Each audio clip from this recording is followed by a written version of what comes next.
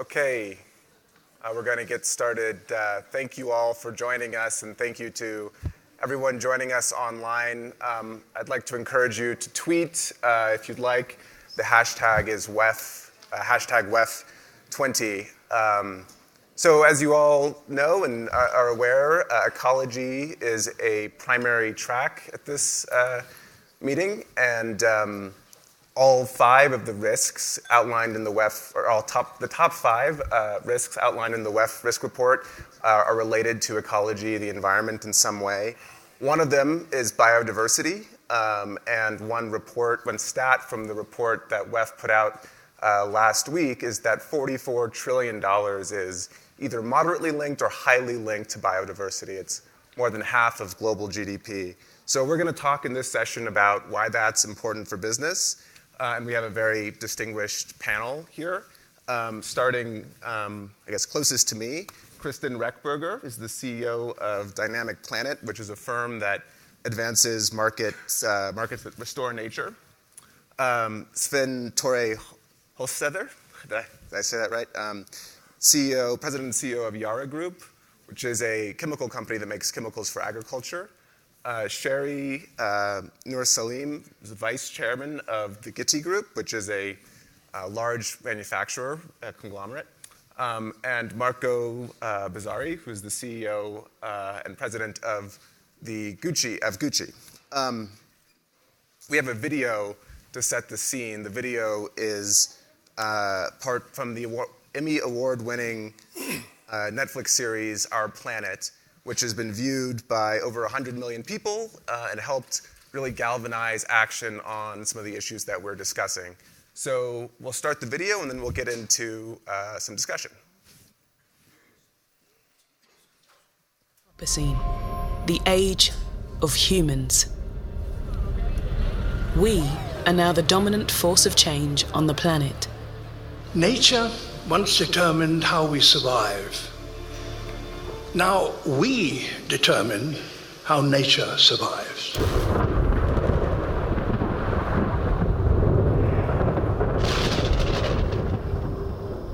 Three-quarters of the land surface and 2/3 of the ocean are impacted by our activities. In the summer, there is 40% less Arctic sea ice cover than there was in 1980. Almost half of our planet's forests have been felled for their timber and to make space for ourselves and our livestock. And at sea, our extensive overfishing is leading to the collapse of key fish stocks. The cod stocks crashed back home in Newfoundland, where I was from, and thousands of people thrown out of work, boats beached, canneries emptied. And that was the real wake-up call. That's where I began to understand that there'll be no jobs on a dead planet. The destruction of our natural world is already costing us trillions of dollars every year. Suddenly, the costs of the age of humans are outweighing the benefits. We are at risk of entering a danger zone where we could trigger irreversible and self-amplifying change which could push the whole planet ultimately away from the desired equilibrium. We're at risk of destabilizing the whole planet. We have just 10 years to drastically alter our path before it will be too late to avoid catastrophic changes to our planet. We need revolutionary speed, right? We need a green revolution, and it needs to happen at the scale and at the speed of the digital and internet and mobile revolution. And what drove the speed and scale of these revolutions? Business. The same force that powered the last period of global change can also power the next. The business sector has no option but to be a force for change. Successful businesses will embrace the clean technologies that now exist. Are we going to run out of wind and sunshine in Texas before we run out of fossil fuels? I'm betting on wind and solar. First and foremost, I'm a businessman, and the original decision was it was a business decision. New ideas and land management strategies will help us protect our biodiversity and feed more people with less land. The health of the ocean is critical to the way our planet operates. Future businesses will respect it as a resource that belongs to all of us, only taking what it can naturally replace. Next generation businesses will design their product lines to fit within circular economies. Waste from one process becomes food for the next. Waste is just a resource in the wrong place. That's even true for carbon dioxide. It's true for plastics. It's true for everything that we think we're throwing away. There is no away. And so we need to create economies that actually have infrastructure that enable that circular design.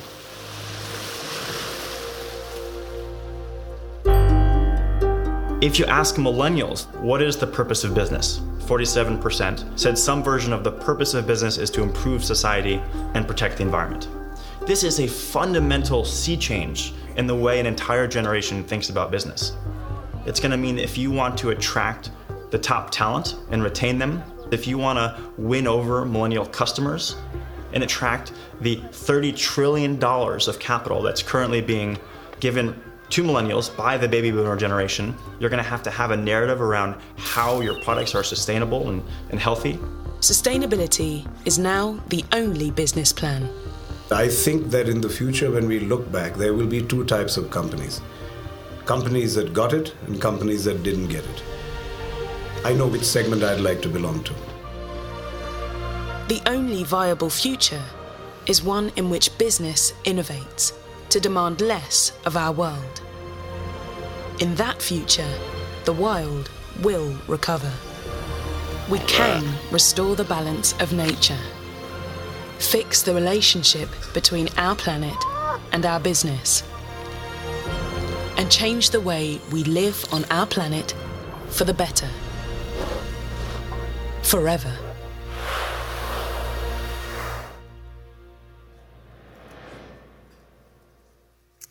Great. Well, that's a great introduction to, I think, what we're going to have to our great conversation today. One quick note: I'm going to ask questions for about 15 minutes, and then encourage questions from the audience. So please be thinking about questions as we go along, so I don't have to talk for half an hour. I'm going to start with Kristen to give sort of an overview of the problem that we face and what it means for business when it comes to nature and biodiversity. So we'll start with you. Great, thanks. Thank you. Good morning, everyone. There are three things we need to do to fix and get our planet back in balance. I think we've all heard a lot about it, especially in the last couple of years. Switch to renewable energy as fast as possible. Produce food more effectively, given especially the 30 to 40% that we're wasting. And this last piece is expanding nature. And it doesn't get as much attention as the other two. And that's what we're going to talk about this morning. So why should we expand nature? And as our species likes to say, what's in it for us? The extinction rate is 1,000 times higher than when humans joined the world. And our best thinking estimates, Justin mentioned the figure 40 trillion. There's latest science and economics coming out throughout this year to really try to hone in on that number. What we think is actually about $125 trillion that the global ecosystem services are not accounted for in our markets, but that we receive for free. So business is highly subsidized. We're getting tons of stuff for free. And so just as quick examples, did you know if we weighed all the terrestrial mammals on the planet right now, 4% are wild. The rest are livestock and human. So we have domesticated our world in a huge way. We have unwilded our world. And what that means is that all the other creatures that are providing the services for us for free, the breathing that we do, the food that we eat, fresh water, it's getting harder and harder for them to do their jobs with us and for us. So that all leads to our business resources. It's going to continue to upset supply chains along with climate change pressures. So businesses are heavily dependent on nature, and the overuse of the natural world is costing us about $2 trillion per year. It could go up to about $28 trillion per year if these trends continue. So many of us are arguing that the most cost-effective thing to do is to have more nature. And some people would say, with 10 billion people, how can you have more nature? We need to feed more people. Well, there's plenty of food. We can do it more efficiently, and we can make more room for nature. So we're really excited about moving a group of governments towards, in China this year is a very important meeting in Kunming in October, called the Convention for Biodiversity, which is like the Paris Agreement for nature. And many groups are saying we need 30% of the planet protected by 2030 because scientists are telling us we need the world in natural state to provide for this. So it's a very, very cost-effective way for us to move forward. So I want to go to a couple of the panelists to talk specifically, give us some specific examples of how nature, the threat, the risks to biodiversity are a threat to their supply chain and to their business. So I'll start with Marco, if you'd like to talk about this question, particularly, a fashion house that, relies on many different natural products. Fashion, we are interacting with so many different industries, agriculture, mining, forestry. So supply chain are so interacting one to the others, and it's such a complex topic. And especially in fashion, we tended, especially in the past, but it's still true today, to hide a little bit what is happening for many reasons, because we want to keep secrets and to maintain competitive advantage in many instances, in many functions. But we cannot do that anymore in the supply chain. And the supply chain, for me, the way in which we could potentially try to solve the problem is to give the total transparency of what we do and where we get pollution from. For this reason, we decided to monitor what we do on every level of the supply chain, and that is open source in our website. So everybody can double check where we are doing well, where we're not doing well, what we need to improve, etc. But the real question is that in the video, everybody's saying embracing technology. We are doing that, but technology is not there yet. And even if we set targets for 2050, 2025, as we do, it's like if I decide to, with my boss, to set a target for my budget in 2050. 2050, I will be 87. I would love to manage Gucci when I will be 87. It's not realistic. So what we are doing today, so for this reason, we decided to go entirely carbon neutral in 2018, so meaning offsetting everything that is not possible to reduce, avoid through technology. But to do so is not a way just to pay for our pollution. The way in which we do it, we decided to go in buying some REDD+. That REDD+ is not just planting trees, is especially to protect biodiversity and saying enlarge nature is the point. So trying to create a kind of a social offset, making sure that the communities that we are helping have a reason to protect forests, because at the event of deforestation is an economical problem. So if we are able to create the communities and fostering education and health in these communities, they're going to be able to protect the forest, etc. I want to press just very, very briefly, just if there are maybe one or two examples to give people some sense of the sort of things that you see right now, where you see the loss of biodiversity as a threat, specifically in your supply chain, if there are things that come to mind. Yes, in the sense that everything that we get for our products is coming from the soil. And the soil is completely polluted. We have an expert here that's going to tell us what they can do. But the point is that as long as we keep on using chemicals, we are not going to the regenerative agriculture, we're going to finish to have the right product. Everything is going to be polluted. Everything starts from the soil, because from there we have everything else in the supply chain. So if you're not able to interact immediately on that, everything that you do is useless. Right. So that's the reason why we have an impact on everything that we create, or we use, viscose, cotton, everything. So everything starts from the soil, because the soil is going to suck everything that is upstairs. And let me just finish, because we decided to go carbon neutral, but the point is, if I do it by myself, even if it's a big company, Gucci, we are a tiny impact on the world. So we decided to launch a challenge to all the CEOs across industries in order to make sure, and putting my face on it, and trying to see if someone is going to follow me, so like the flag and everybody watch us, there's nobody else. We have two companies that joined us till now, the Real and Lavazza, Italian company, the coffee company. We have other companies trying to join in the coming future. But it's not easy, because when I talk about the challenge, everybody's willing to join. But when they see the route that they need to go through, transparency, scope 1, scope 2, scope 3, especially supply chain, that is 90% of the impact on the pollution, the people that try to hide away. So it's not just something for fun. I did the challenge, remember the ice bucket challenge, but it's not as fun as the ice bucket challenge. But this is the idea behind. Right. Great. Well, Sherry, I want to go to you next. I mean, you have a diverse business with lots of different things that you do. So could you talk a bit about the supply chain risks for your business? Just to lead from, I think, what was shared on the soil, I would just share that I think our business is diversified, but we are the largest auto tire manufacturer in China. And I think we just opened a plant in South Carolina, and we're also the largest in Southeast Asia. Of course, also the rubber comes from the soil, and so I think the raw materials, there's also that linkage. We're also in real estate, and I think I shared about with you a project that we are working on that I'm very passionate about. It's island development in Bali, and we would like to do sort of an eco-island development, and there's many cases and examples of how we have actually sort of supported in terms of the biodiversity, how do we regenerate the soil, and a lot of the other efforts that we have done for that project, including with sort of innovative solutions. And we also in retail, we represent many brands, including working, for example, with Starbucks. We represent Starbucks in Indonesia, and we also and some other Zara and other brands.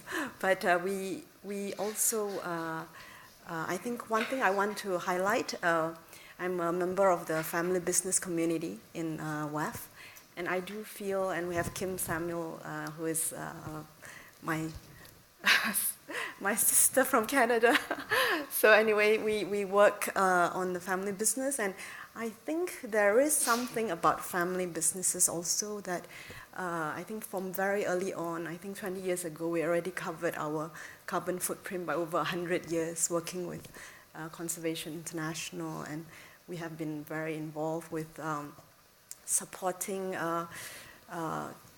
forests, supporting the forest, but also oceans. I think we have done the Blue Auction, the first ever auction to support new species that are discovered, and we are the first to do the tagging of the largest fish, the whale sharks, and other efforts that I think we are very worried about what is going on. And last night, I think we just hosted a Trita Karana forum on blended finance, on sort of supporting natural capital as well as climate resilient solutions. And so we launched some sort of private sort of collaboration in oceans, and I think we helped with National Geographic also to push for the high ambition support for 30%. Yeah, thank you. It's a perfect segue to talk about solutions, which I think is one of the more interesting things about this panel. I want to start with Finn. When we spoke about your business and how you've reoriented in some ways after the Paris Agreement. Could you talk a bit about opportunities that this challenge has given your business?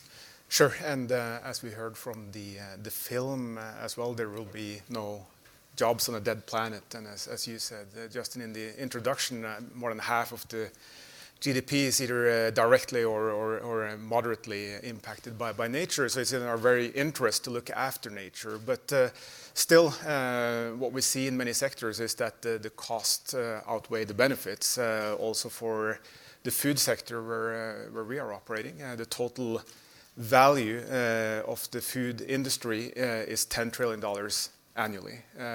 But the hidden costs like health, environment, and socio-economic costs are like $12 trillion. It's a negative $2 trillion. So we need to find solutions to this and find business opportunities in these costs that impact us, and that's what we did as a company as well. We were in Paris during the negotiations for the agreement, and I was quite surprised to see that the food and ag industry was not really on the agenda, but that has changed dramatically, especially in the last year, where we can be seen not as part of the problem, but more part of the solution. And to me, soil is an important part of this. Today, agriculture represents 25% of greenhouse gas emissions. Half of that is change of land use. Really taking down forests to clear land for more agriculture, which is absolutely not necessary. We're mining the soil of its nutrients and clearing new land because land has not been given the appropriate value. So let's change that around and see what can we do from agriculture to come up with solutions to this.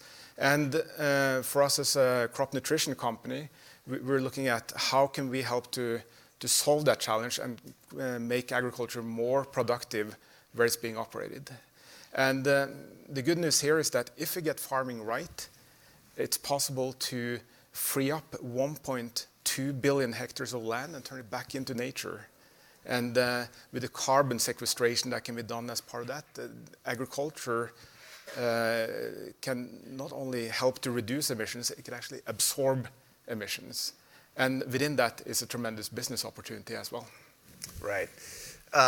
Sherry, I want to go to you. The COP, the biodiversity COP in China has come up, I think, at least once in this conversation already.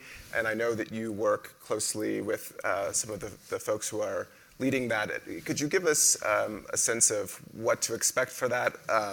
The WEF report identified it as a possible Paris moment for biodiversity. Is that something you see as possible? Yeah, I want to also congratulate WEF for the efforts, aligning many parties. Last night, our foundation just signed a collaboration with WEF also in sort of multi-stakeholders capitalism towards these efforts. And I'm on the advisory board on the Belt and Road, and I'm also involved with because the chair of the council for the COP 15, the biodiversity COP in Kunming for the Environment Ministry is the Guido, the UN SDSN executive director, and we are the sort of the UN SDSN Southeast Asia. I'm the chair of it, and we are helping to sort of encourage more countries to actually align with this. We do see this is something of a surprise, to be very frank.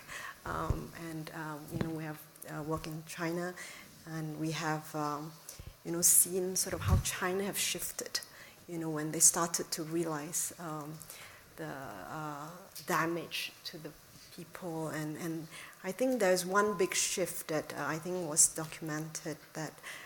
In the 98, when the Yangtze River flooding, 3,000 people died, and $20 billion of damages. And so the government policymakers had a shift of how, instead of building higher dams and more like this, they actually invited some of the environmental scientists and communities to co-create what should be the more sort of eco-civilization sort of solution that human and ecology and could find balance. And I think that was the beginning of the ecological red line. I think they have created a mapping system that has very good measurements, which is what is really necessary for countries as they move towards this. So from I think you mentioned about the food area, the food production, the water retention, the soil retention, the sandstorm, the desertification, carbon sequestration, flood mitigation, and biodiversity. So there is a sort of clear system, and they have really done very difficult choices. They're protecting like a quarter to 30% of the land, and that is, I think, Canada, France,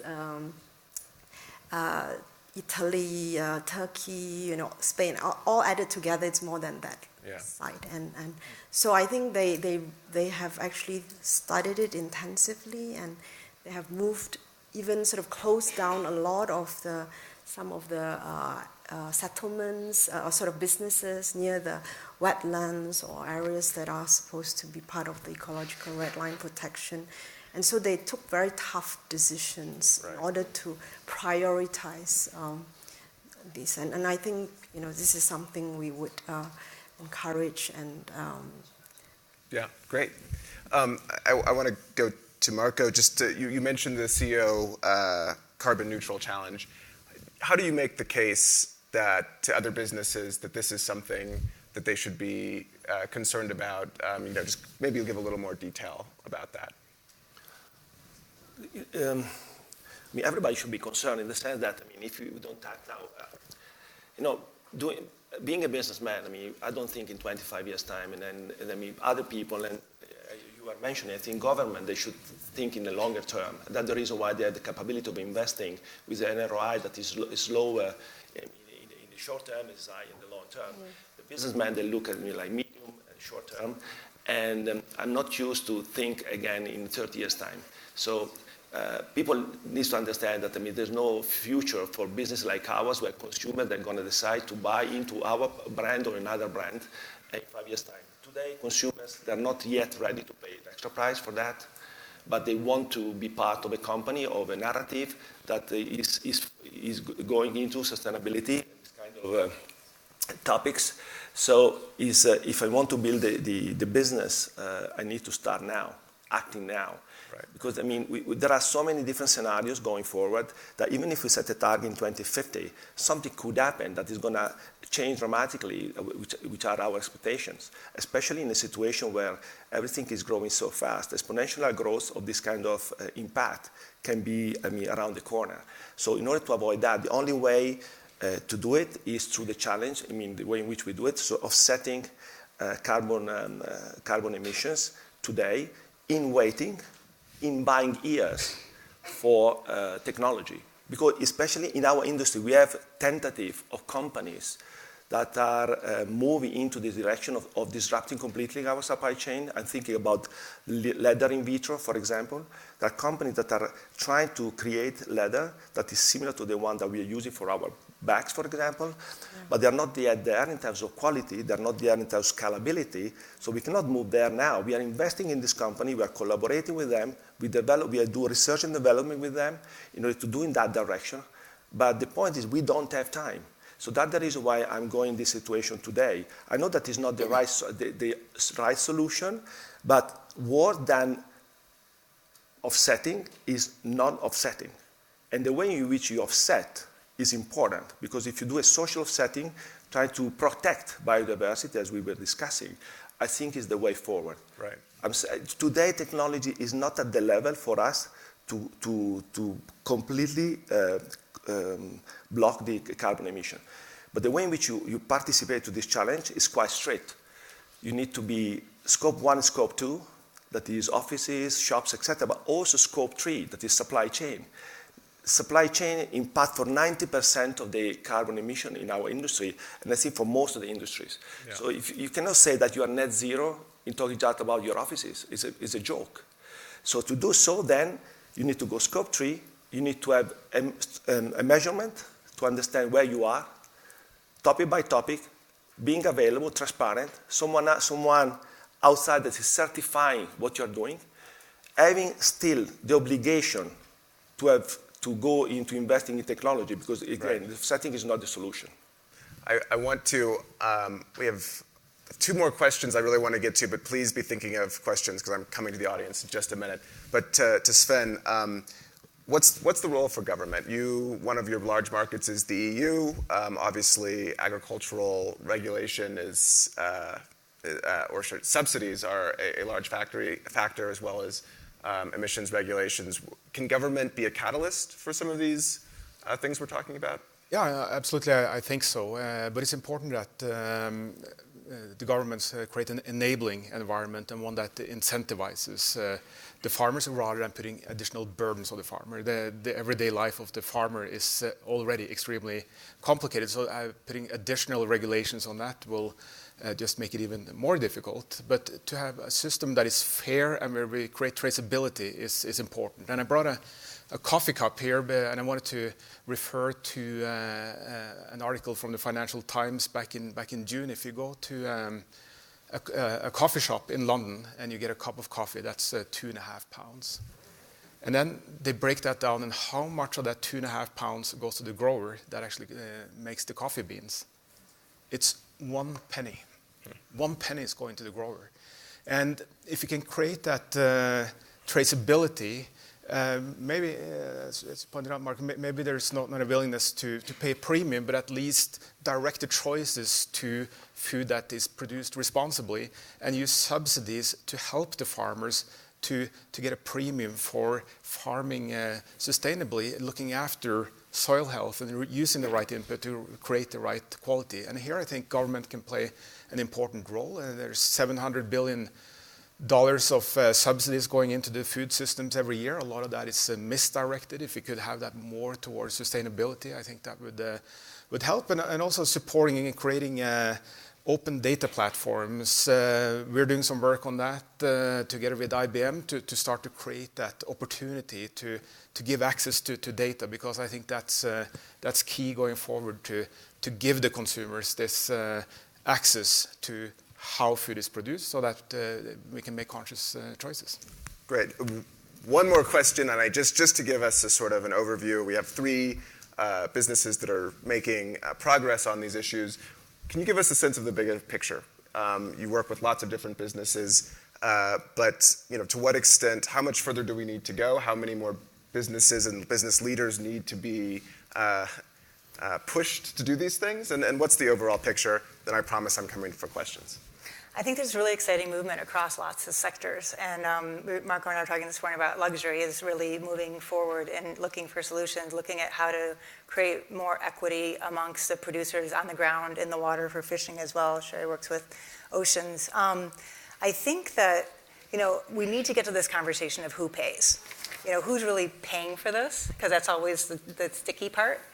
And also redefining growth. We all talk about shareholder value. Earth is our biggest shareholder. We need to make room for all these very efficient services it provides for us that we get for free.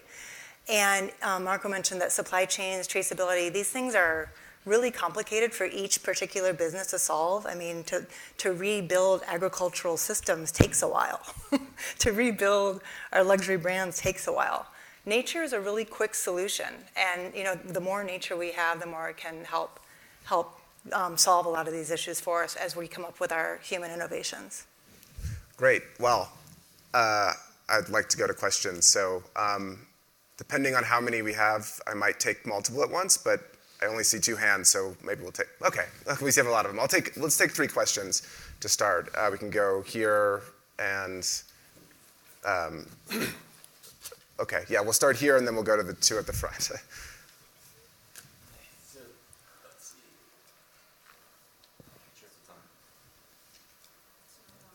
It's not on. Okay. So first of all, thank you so much for all the work that you're doing.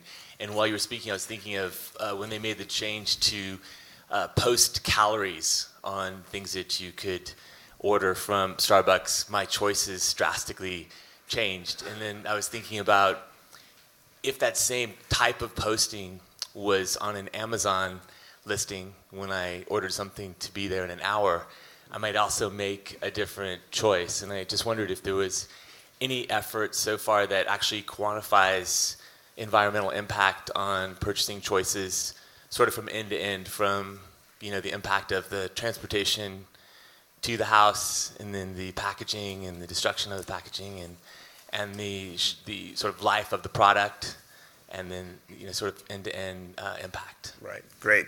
That's a great question.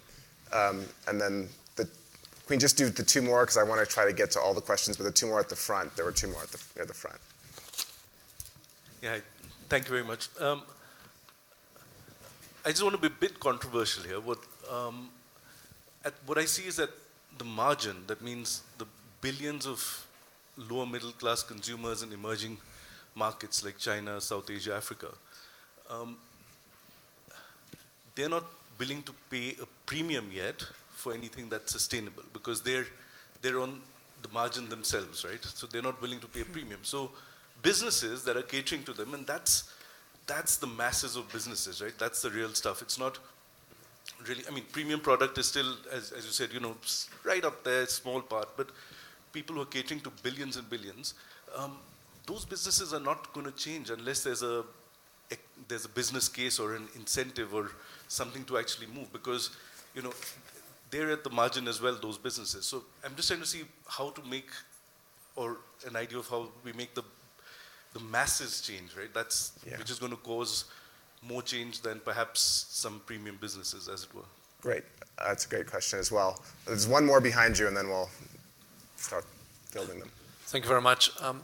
I was paying attention to what was said about natural capital and about the need to reflect the ecosystem services in our manufactured economy and who is paying for that. And so my question would be, do you think it's going to be possible to bring more natural capital into mainstream economics and to include nature in the cost-benefit analysis that, of course, we all have to do in order to validate our business? Thank you very much. Great. Okay, so let's start by talking, I think it was a transparency for the consumer that will allow them to make different choices. I think sums that question up. Anyone want to field that in particular? I mean, yeah, you have. I think it's very interesting. We are trying to work on that, especially on the resale market. So it's not yet that, but I think we're going to launch it in 2 months from now. The idea is, in order to get more circular in terms of economy, we are collaborating with a company called The Real Real, they resell something that is already there. And the point is, of course, it's a matter of certification, authenticity, so working with the brand is key. But the way in which we want to provide it is to try to show, as soon as someone is going to resell a Gucci product, is going to see directly on the website how much savings going to have in terms of transportation, carbon emission, etc., instead of buying a new product. So, and especially for a brand like ours, where the idea of sustainability is embedded in our product, because I mean, normally they last for a long time because of the quality, the craftsmanship, and all the rest. The fact of being able to provide this kind of certification, authenticity, and making sure that the people are willing to buy vintage product and understanding the impact that you could have on the planet instead of buying a product directly from the company, I think is a good way to have an immediate view of that.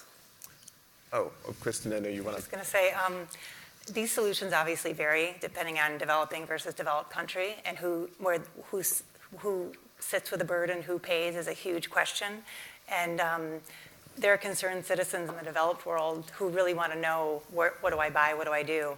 Carbon tracking has unearthed a lot of great specifics of offsetting your plane ride, hopefully what you did when you got here, and all those sorts of things. And I think for biodiversity, we need to get there. What I'm excited about with new technology is big data and the ability to align all this information we now have from different industries for consumers to make those decisions, but there isn't like a one-stop shop yet to go into Starbucks and really weigh your choices. But I think it's coming. Yeah. I fully agree, and I think technology, in our development, in our eco-island development, we track the number of species of birds and other, so it's sort of a biodiversity index. And I want to just say that Peter from WBCSD, I think he had a good new article about the triangle that will solve capitalism, or that will change capitalism.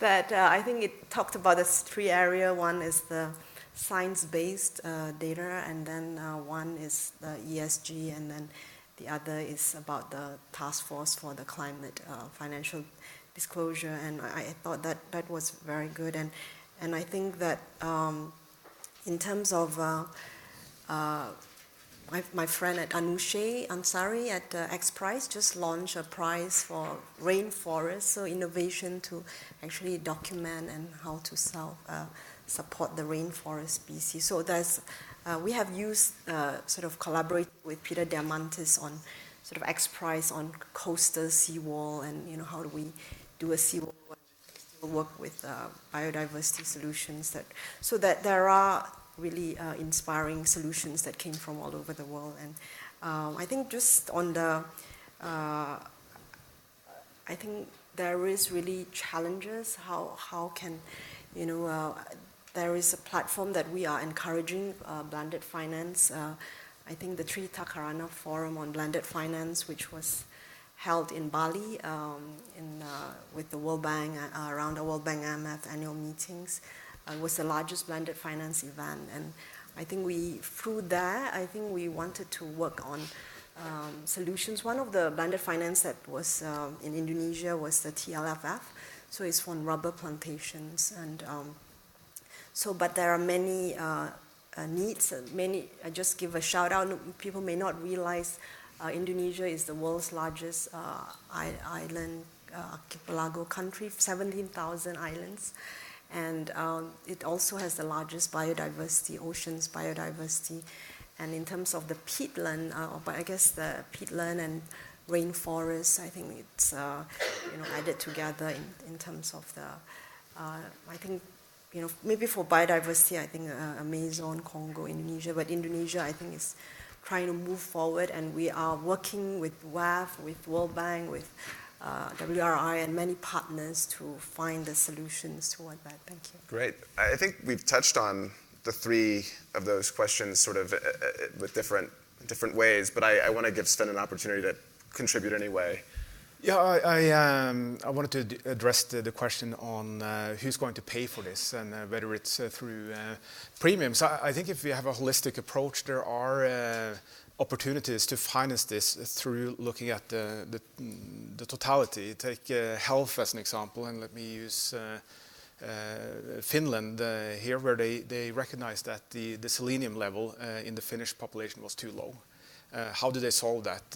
Hand out supplements? Well, then they would only reach parts of the population. But what they ended up with was work with the farmers and get that through the soil, add selenium to the soil. It's picked up in the grass, then it goes through in dairy or meat products. And they were able to raise the selenium level for the whole population at reducing the health cost and then helping the farmers. And the net positive of that is tremendous. So it's finding opportunities like this, and there are many of them.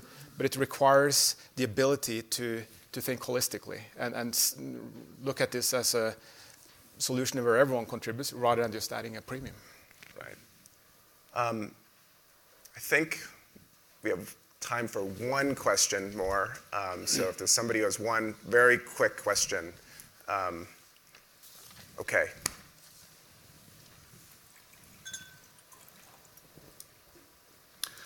Thank you to the panel. I run a professional body in the UK, the Institute of Chartered Accountants. We launched that film that you saw at the start last summer, and there were 5 things at the end that the film was recommending businesses had to do. I think you've covered all of them on the panel, apart from the 5th. And the 5th is to reimagine what success is for a business, because we're all held to account, whether it's by our boards or investors or our consumers and regulators and governments. What do you think we should be doing to reimagine success? That is a great question to end on, and maybe we could go down the line. We have a minute, so you just 15-second remarks. I think it depends. I don't know. It's very much linked to the videos, but the way in which I see is that the way in which we monitor and we give bonuses in the company is very much linked, in most of the case, to financial success and financial rewarding. Okay. What we're trying to. We're gonna run out of time. I'm gonna cut you off, but that was the perfect remark. Compensation, right? That's the gist of it, right? Okay. I think. I'm sorry. Its success is actually in the mind. I think we need to collaborate. The theme of this event, I think, WAF, I think the multi-stakeholder capitalism, but it's really, we need the spiritual aspect also. The harmony of the spiritual, harmony with the ecological, and harmony among people. Perfect. Success for me is when we talk about, from our point of view, when we talk about agriculture as net absorber of carbon rather than emitter of carbon. Perfect. Capturing true costs for the costs and benefits of nature, and accounting for growth differently in our global accounting system, which also solves a lot of our equity issues. So thank you so much to the panelists. I'll just add one final note, which is that this topic is going to be ongoing throughout the week. There will be several large announcements today and throughout the week, so please continue to follow. Thank you again. Thank you so much, Dr.